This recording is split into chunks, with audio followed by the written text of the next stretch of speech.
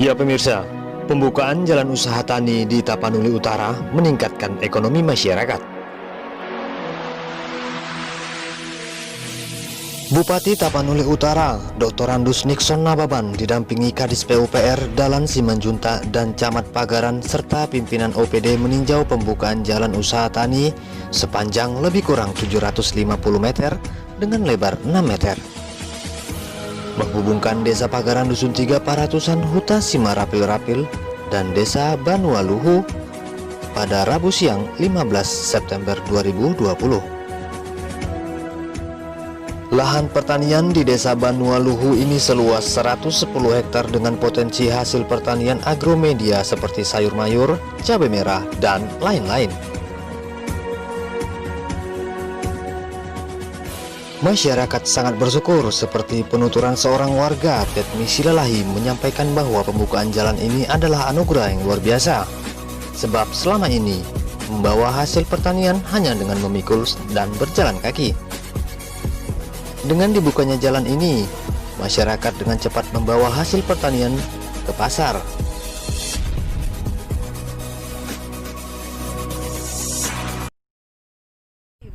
Karena kami udah merasakan bertahun-tahun ya bahwa sayur mayur kami itu dari tengah-tengah sana harus dijunjung ya, pakai kepala sendiri. Nggak bisa kendaraan roda 2 pun tak bisa, Pak. Nggak bisa masuk ya? Nggak bisa masuk, jadi harus memang tenaga sendiri. Dan itu kendaraan kami tuh parkirnya di sini. Cuman di sini parkir iya, ya? Di sinilah di atas ini. Jadi kalau misalnya ada induknya ini kan nanti bisa langsung kendaraan kereta roda 2 juga kami swadaya ke ladang kami langsung, setidaknya meringankan beban kami. Makin tua kan makin kurang tenaga lah, Pak. Jadi kami senang banget, puji Tuhan, kami bersyukur banget kalau jalan ini udah tersedia sama kami. Oh gitu. Kami mengucapkan terima kasih. Inilah kerinduan kami. Oh gitu ya. Pak. Artinya Prakasa ini siapa pertama kali untuk membuat jalan terobosan seperti ini?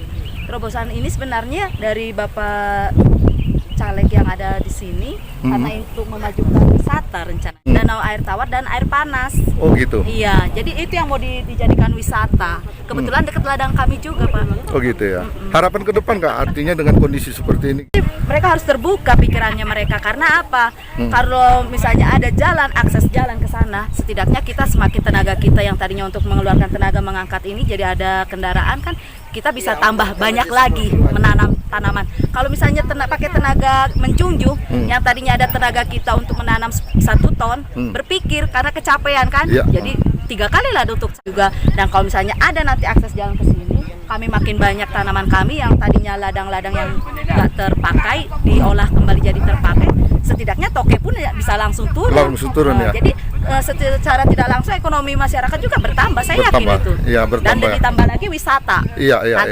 Nanti kalau misalnya wisatawan datang, setidaknya juga banyak yang mengunjungi sayur mayur kami juga dibeli. Benar. Dan usaha manusia di sini, masyarakat di sini ekonominya berwarung atau apa bisa juga. Benar. Jadi saya bangga, saya senang kalau ini jadi Pak. Dibuka.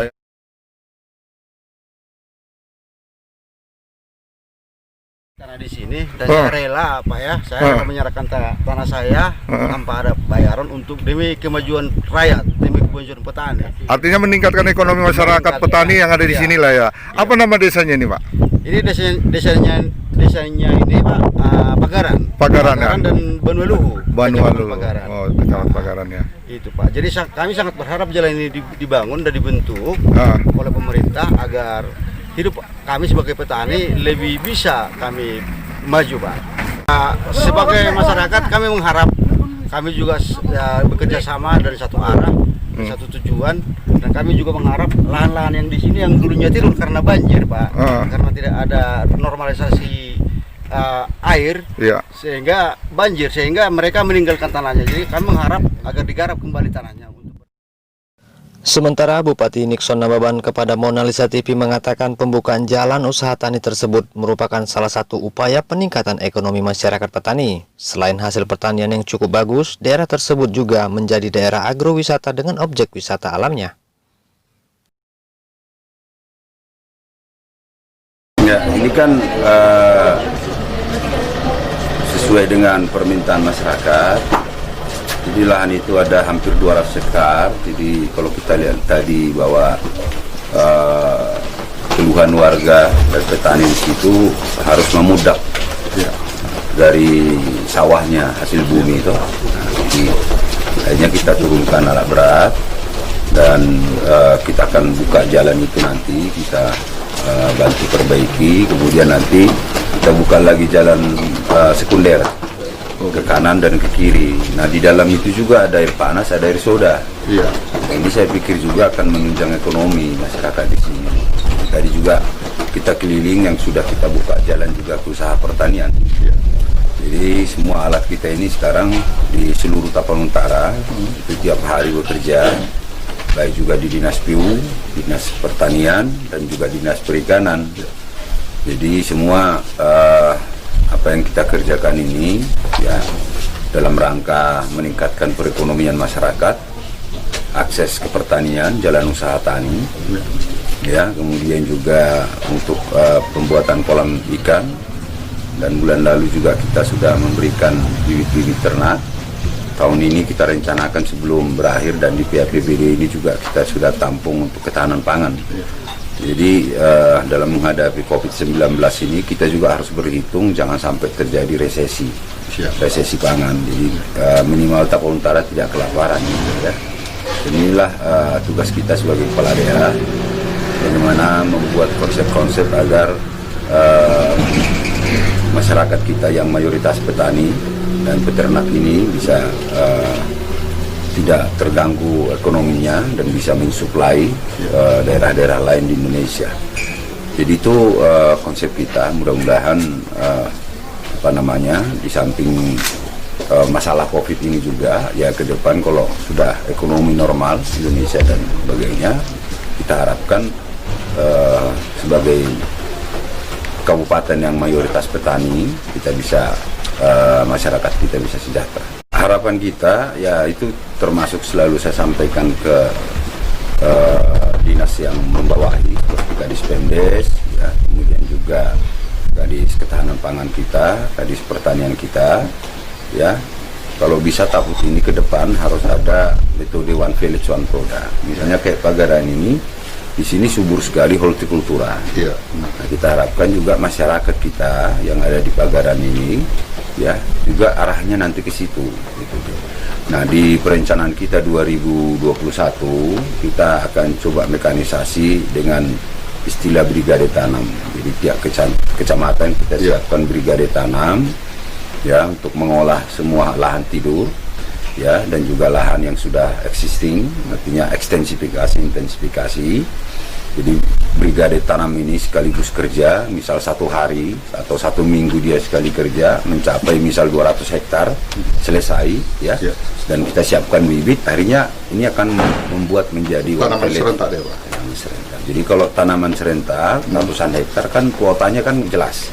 Kalau kuotanya jelas, tahunnya jelas, akhirnya kan kita harapkan investor bisa datang sendiri untuk mengambil hasil bumi petani kita. Jadi kalau hanya sedikit kan itu jualnya paling ke pasar. Jadi hanya dimainkan oleh tengkulak dan lain sebagainya. Ya, kita selama ini selalu sosialisasi, ya. Yang penting sebenarnya dalam menghadapi COVID ini, masyarakat kita ini sudah menyadari bahwa yang paling penting adalah menjaga diri kita, menjaga imunitas, ya, kemudian banyak istirahat, ya.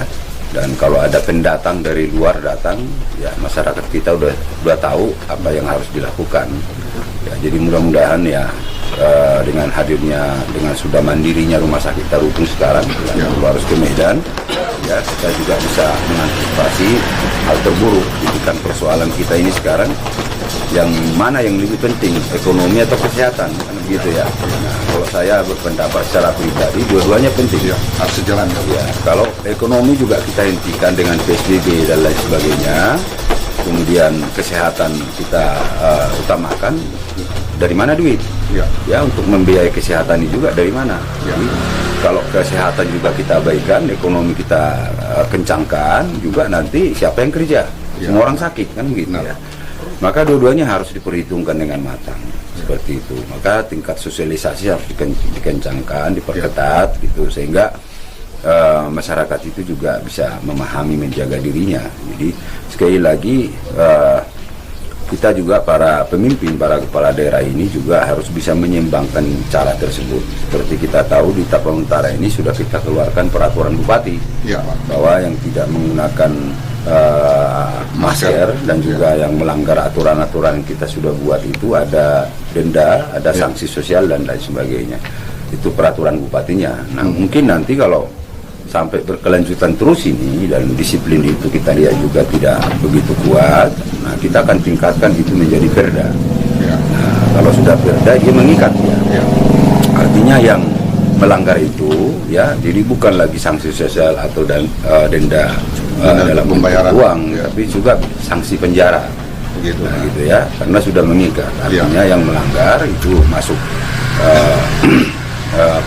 pemeriksaan polisi, dilanjutkan ke kejaksaan, persidangan dan dijatuhkan hukuman. Nah itu langkah-langkah yang akan kita kerjakan. Tapi mudah-mudahan vaksin ini segera bisa ditemukan sehingga kita juga bisa bekerja beraktivitas. Dari Kabupaten Tapanuli Utara, Sumatera Utara, Tim Liputan Mona Lisa TV mengabarkan.